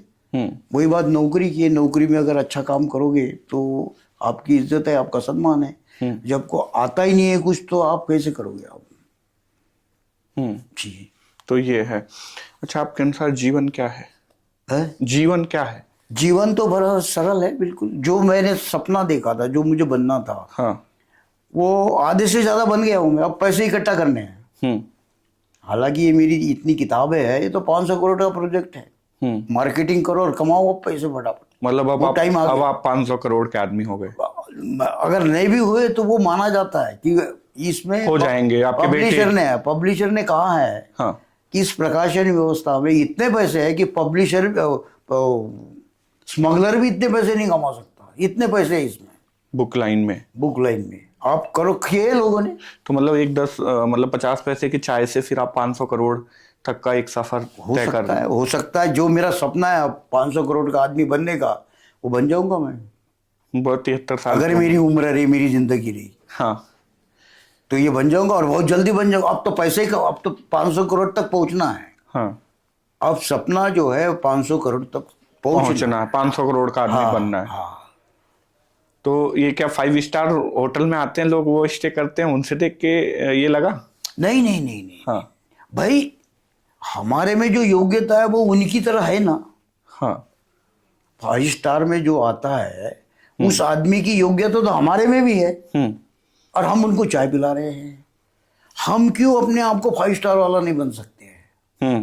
तो हमारे पास प्रोजेक्ट है, कंसेप्ट है हमारे पास, कंसेप्ट तो अच्छा है, काम भी करा। इंटरनेशनल लेवल का कंसेप्ट है, स्टैंडर्ड का कंसेप्ट है, तो उसको करो। फिर आप इस काम में ज्यादा ध्यान देने से जाए उसके तरफ ध्यान दो। सम्मान अपनी जगह पे है। 5 स्टार होटल ने हमें बुलाया, सम्मान दिया, हम धन्यवाद देते हैं, अभिनंदन करते हैं उनका। लेकिन अपना प्रोजेक्ट है वो भी आगे बढ़ाओ, उसको और ज्यादा आगे बढ़ाओ। जी, अभी जैसे आपने जब 50 पैसे की चाय बेचनी शुरू करी और अभी जब आप 788 की चाय बेच रहे हो, तो पहले किस तरह के लोगों से आप मिलते थे, अभी किस तरह के लोगों से आप मिल रहे हो? हाँ, जैसे फुटपाथ पर बैठा था तो वो सभी प्रकार के लोग आते थे, हमारे भारतीय लोग जितने भी है, गरीब से लेकर चाय वाले, मतलब ये रिक्शे वाले से लेकर वो सब आते थे। पर अब तो एक क्लास है। अब जो 5 स्टार में आता है वो एक क्लास है, उस स्टैंडर्ड के लोग हैं, धनी लोग हैं, पैसे वाले लोग हैं, और बुद्धिजीवी भी है। उन्हें देखकर तो प्रेरणा मिलेगी। हालांकि मैं एक ऐसा आदमी हूँ उस 5 स्टार होटल में जो कुछ ऑब्जर्व कर रहा है, कुछ लेने की कोशिश कर रहा है, कि मुझे वो कला है दूसरे व्यक्तियों के बारे में जानकर सोचकर कुछ लेने की कला मुझ में है, और वो मैं कर रहा हूँ। बाकी बच्चे जो आते हैं वो तो नौकरी कर रहे हैं, पैसा कमाने की बात सोच रहे कि पैसा कैसा कमा जाए, नौकरी कैसी की जाए, वगैरह वगैरह, यहाँ से छोड़कर आगे कैसे जाए, वहाँ 10,000 और कैसे बढ़ाया जाए। हम तो नहीं सोच रहे हैं, हम तो सोच रहे इनसे क्या मिल सकता है, हमारे साहित्य के क्षेत्र में इनसे क्या मिल सकता है। तो उनके पास वो कला है, उनके पास वो कला है, बिना पैसे का 50 करोड़ का वो बिजनेस तैयार कर लेंगे वो, और 6 महीने में या 18 महीने में उसको 250 करोड़ बना देंगे। अच्छा, ऐसे लोग आते हैं होटल में? है ऐसे ऐसे हैं। उन्हें पता है कल क्या होगा, उन्हें मार्केट का पता है कि कल क्या होगा, उन्हें ये पता है कल क्या होगा, कल बादल आएंगे क्या, ये उन्हें पता है। तो इसी हिसाब से अपना छाता और उन्हें अम्ब्रेला पता खोल है लेते कि हैं। कल अगर ये दिन आया तो कल क्या होगा, अगर बसंत पंचमी आएगी तो क्या होगा, उन्हें पता है। अगर गर्मी आएगी तो आम के पेड़ को बार लगेगा, आम आएंगे, सीजन आएगा तो फल आएंगे, और अगर उसमें आया सीजन ने बार नहीं दिख रहा है, वो नहीं दिख रहा है जो दिखना है, तो समझ लो ये पौधे खराब हो गए। अब उन्हें पता वो है। जानते हैं वो। तो कहने का मतलब ये है कि पैसा भी माइंड से कमाया जाता है, श्रम से तो मजदूर मजदूरी कर रहा है, और मजदूर के पास एक ही उद्देश्य रहता बेचारे का कि भाई भोजन मिलना चाहिए, वो भोजन के लिए कर रहा हो। तभी तो आपको 5 स्टार का भोजन मिल और रहा है। आप, वो मेरा सौभाग्य है। सौभाग्य। अगर मुझे 5 स्टार का भोजन मिल रहा है, हाँ, एक 5 स्टार की पहचान हो गई 5 स्टार के भोजन की, और वो टेस्ट वहाँ मिल रहा है, तो ये मेरा सौभाग्य है। ये बहुत कम लोगों को मिलता है। नहीं, जब पहले आप जब संघर्ष के दिनों में थे तो सबसे बुरा क्या खाया था, कैसे चल रहा था? खाने पीने में हमारी कोई कमी नहीं रही। नहीं, जब स्ट्रगल आप कर रहे थे, जब दिल्ली आए, रहने की व्यवस्था नहीं, 40 रुपए थे। हाँ। और अभी अब आप देखते हो कि खाने के लिए 1000 आइटम्स आपके लिए लगे हैं, तो क्या ऑब्जर्व करते हो इसमें? नहीं, ये तो सौभाग्य, वो 1000 चीजें तो हम खा भी नहीं सकते, खा भी नहीं सकते, एक पीस भी नहीं खा सकते, राइट? नहीं, तो क्या ऑब्जर्व करते हो, जैसे आप ही ने पर देखा? ये हम तो देख के पेट भर जाता है हमारा कि यार ये चीजें देखो, ये सौभाग्य है। और बहुत से लोग चिंता में बैठे हुए, उनके जेब में नोटों की गड्डियां है, पैसे की कमी नहीं है, लेकिन चिंता में है। वो सुरक्षा के लिए आए हुए, वो अपने जीवन को बनाने के लिए आए हुए हो, वो घर से हटकर शांति के लिए आए हो, घर में शांति नहीं है, यहाँ आए हो। वो भी लोग हैं, वो हम देख रहे हैं। हम हालांकि बात नहीं कर सकते, हमें नाखून साफ होने चाहिए, बाल साफ होने चाहिए, अच्छी तरह से बोलना आना चाहिए, मुंह से दुर्गंध नहीं आना चाहिए, सब कपड़े साफ सुथरे होने चाहिए। ये उनका स्टैंडर्ड है, ये बना के रखना पड़ता है। होटल के अपने होटल का अपना स्टैंडर्ड है, वो वर्दी देता है, सब कुछ देता है वो। हाँ, सब कुछ देता है वो, तो आपने रहना है उस तरीके से। बस गुड मैनर में रहना। ये चीजें कहाँ मिल सकती है? ये मिली हमें, और इस उम्र में मिली, इसीलिए आज हम जवान लड़की की तरह दिख रहे हैं। 5 स्टार का खा के तो ये जैसे 5 स्टार होटल में आप अभी काम कर रहे हो एज ए कंसल्ट के तौर पे, तो किस तरह के लोग आते हैं, क्या होते हैं 5 स्टार के होटल में, किस तरह की चीजें होती हैं, किस तरह के पर्पज के लिए लोग आते हैं? नहीं, अपना अपना बहुत से जिनको ठहरना है भाई, जो कंपैरिजन करता है पैसे के बारे में, कहता है यार ये तो पहाड़गंज में ठहर लेंगे 1500 रुपये में, वो कंपैरिजन कर रहा है वो। वहाँ कंपैरिजन नहीं है, वहाँ जीवन है, जीवन जो होता है ना वो है वहाँ। जैसे 5 स्टार के मतलब जैसे फॉरेनर आ रहे 4 और इंडियन उनके साथ जुड़े हुए 4-5, तो उन्हें भी उनके साथ वहीं रहना पड़ेगा, वो तो पहाड़गंज नहीं रह सकते। बस फिर वो कहते हैं यार जब हम इनके साथ रह सकते हैं हम अपने तरफ से क्यों नहीं रहेंगे, तो वो 5 स्टार के बन जाते हैं। 5 स्टार के लोग हैं कितने पूरे भारत में? 1% भी नहीं है, माइनस है। 1% भी नहीं है, माइनस है, क्योंकि पहले बात किसी को मौका ही नहीं मिलता है। जो यहाँ का है, जो बाहर जाकर तो 5 स्टार में रहता है, पर यहाँ कहाँ रहता है? वो यहाँ अपने घर में ही रहता है वो। लेकिन कुछ सीखने की बातें होती है, कुछ सोसाइटी बनाने की बातें होती है। भाई मिलना है, चलो यार तुम ऐसा करना, सांगरीला ना जाना, वहाँ मिल लेंगे हम। वो मेहमानों को वहाँ बुला लिया, लड़कियां दिखाना है, लड़के दिखाना है, वहाँ बुला लिया। ये जिंदगी है। लेकिन एक साहित्यकार होने के नाते हमें ये सब कुछ मिला देखने को, पहचान करने को। आदमी को समझने हमारे किताबों में आदमी को समझने की कला क्या है? अगर आपसे पूछे, आप इतने लोगों को ऑब्जर्व करते अगर हो, हमारे आदमी को समझने की क्या कला है? जैसे मेरे को अगर समझना है हाँ कि ये सामने वाला व्यक्तित्व तो कैसा है, हाँ, तो कैसे समझ सकते हैं? सबसे बड़ी बात यह है कि दूसरे को समझने के लिए पहले हमें अपने आप को भी समझना पड़ेगा, हम इसे कैसे समझे। कुछ लोग ये बोलते ही नहीं है, चुप रहते हैं। अगर वो थैंक्स भी कहेंगे ना, तो उनके थैंक्स में बहुत जान है, केवल थैंक्स कह दे, वो के कह दे। अब क्या बताऊं मैं कि अब इसी का उदाहरण देता हूँ। वीडियो में कई वीडियो देखने के बाद एक आधा वीडियो आता है देवगन का और वो टंडन का, रवीना टंडन का, कि वो एयरपोर्ट से आ रही है और इधर से ये देवगन जा रहे हैं और वो अचानक देख लेते हैं और बस हाथ हिला देते हैं बस। तो चाहे यह आर्टिफिशियल बना हो जो भी है, जिसने अगर किसी ने आर्टिफिशियल भी बनाया तो वो उसकी सोच है। लेकिन लगता है यार एक स्टैंडर्ड का रिश्ता है ये। चलो हमने कभी एक फिल्म में काम किया था, हमारी करीबी थी, हम करीब थे बिल्कुल। हमने वो भी सीन किए कि दृश्य किए कि गले में हाथ डाल रहे हैं एक दूसरे के, और आज हम सिर्फ मिल सकते हैं या दूर से देख सकते हैं, क्योंकि हमारे पत्नी को भी एतराज होगा कि क्या मिले थे, क्यों मिले थे। अगर पत्नी का सम्मान करना है तो डर भी है, क्यों मिले थे। चलो ठीक है, हाथ दिखाया आपने, ठीक है, और बातचीत करने की क्या बात किया। यही तो है आदमी को सीखना, और ये हमें साहित्य सिखाता है। आपने तो पढ़ा होगा ये, अपने साइकोलॉजी में या फिलोसॉफी में जो कुछ भी बहुत पढ़ा होगा, बहुत पढ़ने को मिलता है, समझने को मिलता है। लोग हमें कहते हैं यार तुम कितनी पढ़ते होंगे किताबें? मैं 40 पेज के ऊपर नहीं पढ़ता हूँ एक टाइम में। मतलब एक दिन में कितने घंटे आप पढ़ते हो? एक टाइम में अगर एक किताब मैंने उठा ली तो 20 या 30 पेज पढ़ता हूँ मैं केवल, क्योंकि उसके बाद पढ़ा नहीं जाता मेरे से, वो सोच बनानी पड़ती है यार, ये अंडरलाइन करता रहता हूँ मैं, वो समझना है उसे। पुस्तक हर कोई नहीं है मेरे पास, पुस्तक जो पढ़ रहा हूँ वो मेरे काम की है, जो मैंने अपने दिमाग से खरीदी है और उसे पढ़ना है। सभी लेखकों को नहीं पढ़ रहा हूँ मैं, या जिनकी समीक्षा आती है वगैरह वगैरह वगैरह, ऐसा नहीं है। कि किसी किताब में ऐसा लगा कि यार ये इसमें होना चाहिए तो हमने खरीद के लिया, चाहे 1500 की हो चाहे 2000 की हो।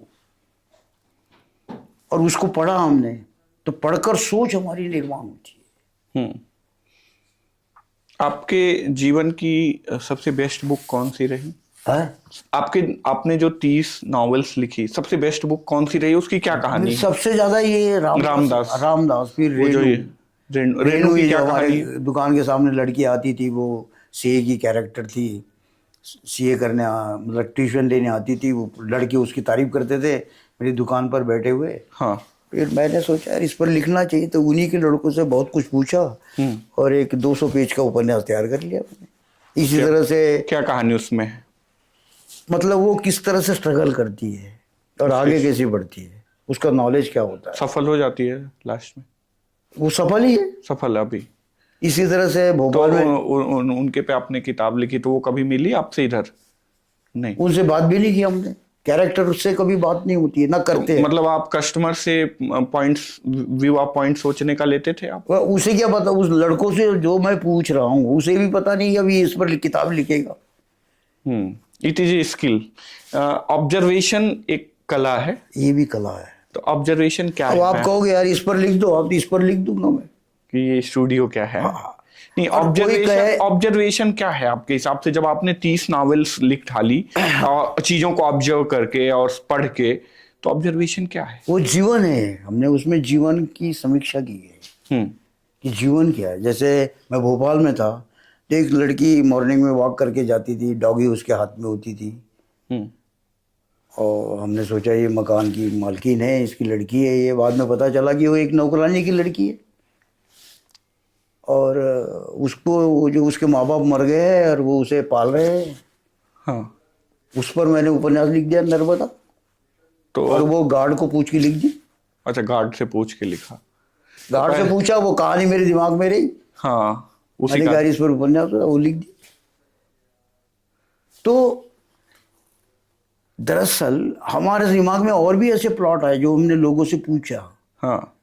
ये एक ऐसा प्लॉट था, बहुत बढ़िया प्लॉट था, उसको मैं पूछता रहा, मैंने कहा इस पर लिखूंगा। वो उसने सब कुछ बता दिया, और एंड में कहा उसने कि भी मेरी बहन कह रही थी कि भी हमें कितने पैसे मिलेंगे। हाँ। कि नहीं तो मत छापना। तो फिर? अरे तो हमने छापा ही नहीं,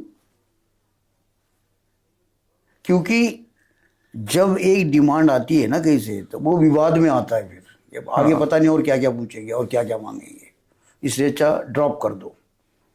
तो जिस पे आप भी अपने एजुकेशन में जानते होंगे कि जो चीज़ ज़रूरत वाली नहीं है उस पर स्टॉप लगा दो, जो विवाद कर सकती है उस पर स्टॉप लगा दो। हाँ, ये ऑब्जर्वेशन होनी चाहिए। ये ऑब्जर्वेशन है। ऑब्जर्वेशन यही है कि आपके निर्णय लेने की क्षमता कितनी है। नहीं, निर्णय क्या किसी चीज को लेके इंस्टेंट लेना चाहिए, निर्णय या थोड़े सोच नहीं, समझ मैंने कहा निर्णय लेना।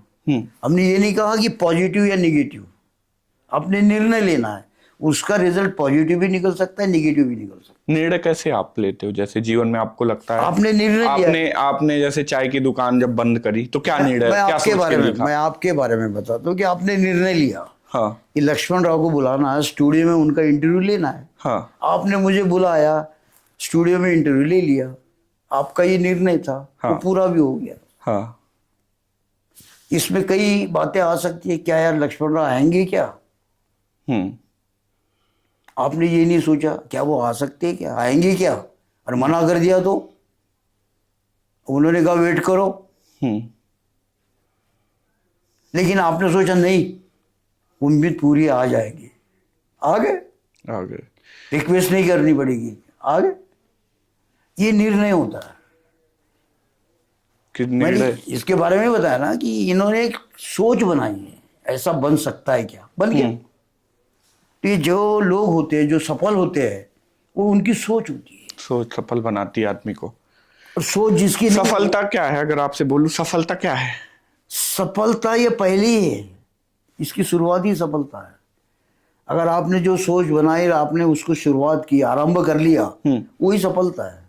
आरंभ हो ही नहीं सकता। मतलब आपने जो सोचा, अगर उसको काम करना शुरू कर दिया, वही सफलता। वो सफलता है, नहीं तो हो ही नहीं सकता है। हाँ।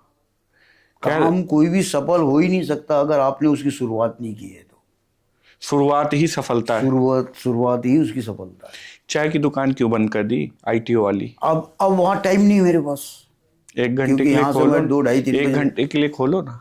1 घंटे के लिए नहीं हो सकता, क्योंकि वो बर्तन इकट्ठा करना, धोना, फिर लगाना, फिर ग्राहक आएंगे। 1 घंटे का कंसेप्ट नहीं है ये कम से कम 12 घंटे का या 8 घंटे का है। 8 घंटे का तो है ही, समझे ना। मतलब हम वो काम करें जो नुकसान ना हो, कष्ट ना हो, और उसमें अगर 800 रुपये लगाए तो 1000-1200 मिले, ये नहीं कि वो 700 रह जाए। अभी मेरे यहाँ आई थी पद्मश्री अवार्डी नलिनी कमलनी, दोनों सिस्टर्स आई थी यहाँ पे वीडियो शूट के लिए। अच्छा। तो मैंने बताया कि लक्ष्मण राव के, बोले अरे ITO वाले जो चाय बेचते हैं वो तो बहुत फेमस है। तो उन्होंने मतलब एवरीवन नोज अबाउट यू, तो मतलब कि ये मेरे को सुन के कि अच्छा ये लोग भी आपके बारे में जानते हैं। तो फिर वही मैं कह रहा हूँ कि चाय की दुकान क्यों नहीं लगाते? नहीं, दरअसल क्या है कि आप तो चाय के भी एक ब्रांड बन सकते हो, लेकिन आपने अभी तो फिर नॉवेल में ही अपनी चीजें हमारा देखो काम एक तरफ अच्छा काम हो, उसको आगे बढ़ाओ, इसको आगे बढ़ाओ बस। और ये इस काम के लिए मैं आया था, चाय का मालिक बनने के लिए नहीं आया था, चाय का एक कारखाने खोलने के लिए नहीं आया था, मैं इस काम के लिए आया था। इस काम तो आपके किसी नावल पे आपका सपना है कि मूवी बने, ऐसा कुछ हो? मूवी नहीं बनेगी, किसी ने डिमांड भी की ना, हाँ। कि हम आपके किसी उपन्यास पर फिल्म बनाना चाहते हैं। नहीं सर, सॉरी। क्यों? इसमें तो आपको रॉयल्टी भी ज्यादा मिलेगी। नहीं, रॉयल्टी मिलेगी, पैसा मिलेगा, नाम मिलेगा, सब कुछ मिलेगा, तो किताब मर जाएगी। किताब लाइब्रेरी तो और जीवंत हो जाएगी कि किताब लाइब्रेरी में नहीं आएगी, पुस्तकालय में किताब नहीं आएगी। जैसे हाफ गर्लफ्रेंड जो बनी चेतन भगत की है, उनको भी ऐसे ही बोला जाता है कि जैसे आपने बताया कि अपने टाइम के, वो चेतन भगत का नाम सुना ना? बहुत अच्छी तरह। तो वो भी इस तरह के थोड़ा यूथ के डिमांड वाली किताब लिखते हैं, तो वो मूवी बनती है तो रॉयल्टी आती है, मार्केट में नाम जाता है, फिर चीजें और जीवंत हो जाती है। बाद में छपी, पहले मूवी बनी है उस पर, पहले मूवी बनी। वो 3 इडियट वगैरह जो है, वो पहले बनी। हाँ। उसके बाद किताबों की तरफ आ गए वो, और वो बाहर के रहने वाले व्यक्ति थे, उनकी इंग्लिश भाषा पर अच्छी कमांड है उनका। पर अभी रिसेंटली एक आर्टिकल आया था उनके बारे में और मेरे बारे में, कंपेयरिंग, हाँ, कि चेतन भगत लक्ष्मण राव नहीं हो सकता। अच्छा, ये आर्टिकल मुझे थोड़ा सा दुख हुआ यार, ऐसा क्यों लिखा, ऐसा नहीं लिखना चाहिए। तो क्या लिखा? तो उसने कहानी में क्या थी? उसने ये लिखा कि चेतन भगत कुछ नहीं है लक्ष्मण राव के सामने, उसने ये लिखा है। अच्छा, ऐसे भी आर्टिकल लिखेगा? लिखते भाई, आपके अपने व्यक्तिगत विचार है ना। हाँ। आपको किसको अच्छा करना है कहना है, किसको बुरा कहना है। राइट। वो आर्टिकल मेरी इस पर आया तो उसमें यही था कि लक्ष्मण राव कभी चेतन भगत हो ही नहीं सकता। लक्ष्मण राव की जो किताबें है वो अलग ही है, वो चेतन भगत की किताबें नहीं है। अगर उन्होंने इस तरह से कंपैरिजन किया, जो भी अपने व्यक्तिगत विचार है, और हम तो सभी लेखकों को एक जैसे सम्मान देते हैं। हमारे लिए लेखक छोटा नहीं है। अगर हमारे लिए लेखक आलोचना का नहीं है, जो लिख दिया वो बहुत बड़ा है, लिख दिया ना, छाप दिया ना, वो आगे बढ़े नहीं बढ़े, पीछे रह जाए और कोई बात है। जैसे आपसे अगर बात की जाए कि जीवन में इतने आपने संघर्ष झेले, तो अगर आपको मतलब किसी को बताना हो कि उसके पास एक से 2 मिनट है और उसको बताना है कि जीवन में संघर्ष क्या होता है, तो आप क्या बताओगे? देखो, संघर्ष सबने किया हुआ है। हाँ। किसी को बताने की जरूरत नहीं है। संघर्ष सबने किया, छोटे ने भी किया, बड़े ने भी किया। जो उद्योगपति बना है, छोटे के संघर्ष थोड़ा मायने रखते हैं। नहीं, छोटा जो, हम तो यही कहते हैं भाई कि जो आज का दिन अच्छा कैसे निकले इसके बारे में सोचो। जो आप कह रहे हो ना, एक लाइन में कह दो कि आज के 24 घंटे कैसे निकलेंगे, कितने सुंदर निकलेंगे, इसके बारे में सोचो। यही संघर्ष है। मतलब आज के डे को अच्छा बना लो, आगे 24 घंटे आपके अच्छे निकलने चाहिए, इसके बारे में सोचो आप। तो यही संघर्ष है। बहुत से ये भी नहीं निकलते, 24 घंटे भी नहीं निकलते, हताश है, भोजन रखा हुआ सामने, खाया नहीं जा रहा है। अब आप ये पूछोगे कि जिसके नज़दीकी रिश्तेदार हॉस्पिटल में भर्ती है तो वो क्या सोचेगा? वो सब भूल जाएगा। वो यही सोचेगा भाई मेरे पिता की तबीयत ठीक हो जाए या मेरे माँ की तबीयत ठीक हो जाए। वो भी एक संघर्ष है। वो पूजा पाठ में लगा हुआ, सब कुछ में लगा हुआ, कि होश आ जाए एक बार, ये भी संघर्ष है। तो संघर्ष के लिए बहुत कुछ है, और अच्छा जीवन जीने के लिए अच्छे काम करना पड़ता है। आपके जीवन का सबसे यूनिक मोमेंट इन 73 सालों में कौन सा रहा? यूनिक मतलब सबसे अलग लगा कि ये वाला मोमेंट कभी दोबारा नहीं ऐसा ऐसा कुछ नहीं है मेरे लिए तो सारे। ये भी होता है क्या? ये हो सकता है कि मैंने ये सोचा, ऐसा भी होता है। मतलब नया आप कंटिन्यू सीखते गए। हाँ, बस। अब एक न्यूज़ मैंने देखी थी, बीबीसी ने छापी थी अखबार के पहले पेज पर या इधर उधर, मैंने कहा यार ये भी हो सकता है क्या? लेकिन मैं यहीं हूँ। मैं इसी आप यहीं पे हो, इसी फुटपाथ पे, और आपके बारे में पूरे देश विदेश में लिखा जा रहा है। वही है, लाल किला भी वही है, और आपके बारे में देश विदेश लाल किला वही है, मैं यही हूँ। हाँ, उसके बारे में भी छप रहा, मेरे बारे में भी छप रहा है। हाँ, उसके बारे, उस लाल किले में से हर प्रधानमंत्री अपनी भी तारीफ कर रहा, देश की भी तारीफ कर रहा। वो भाई है।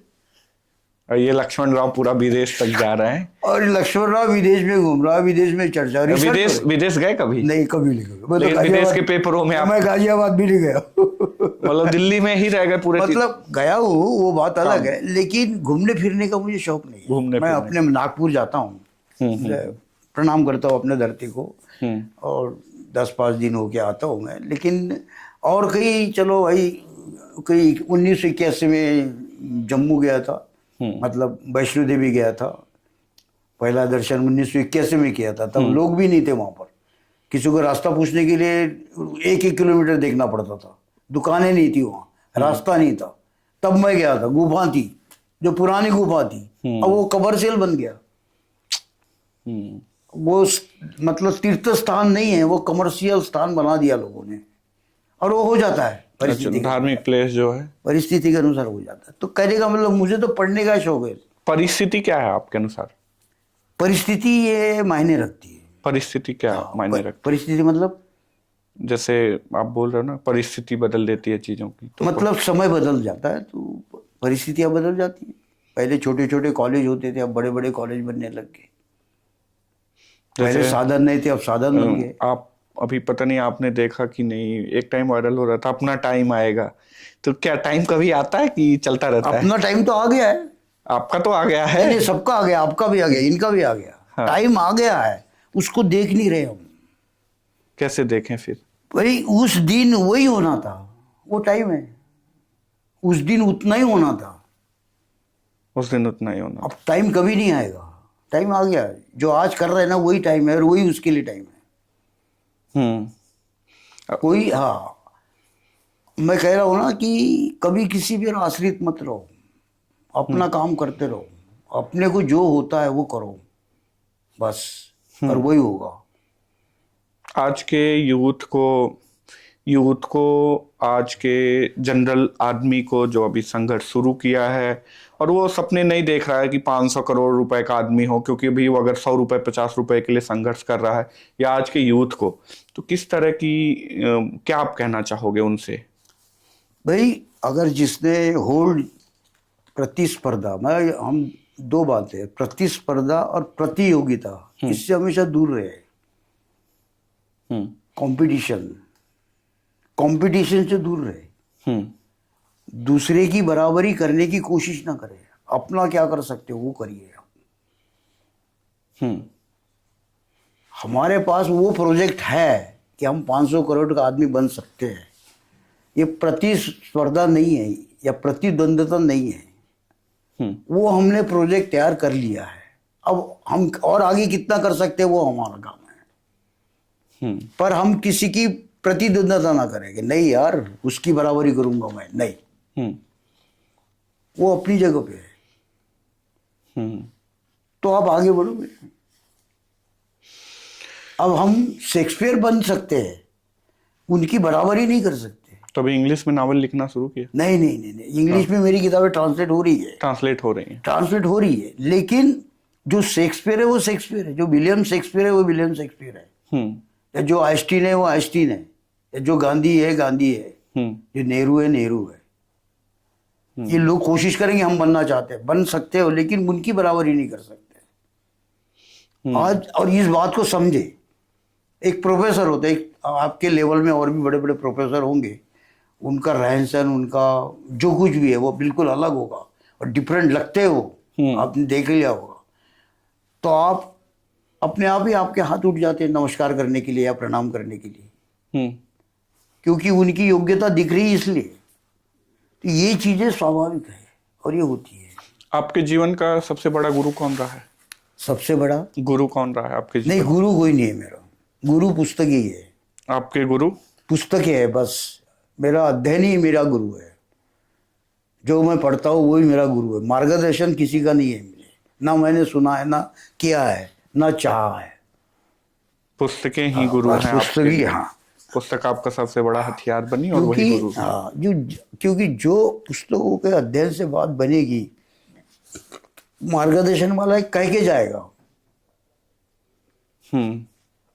लेकिन जो पुस्तकें पढ़कर जो आपको नॉलेज आता है वो और कुछ करने से नहीं आता।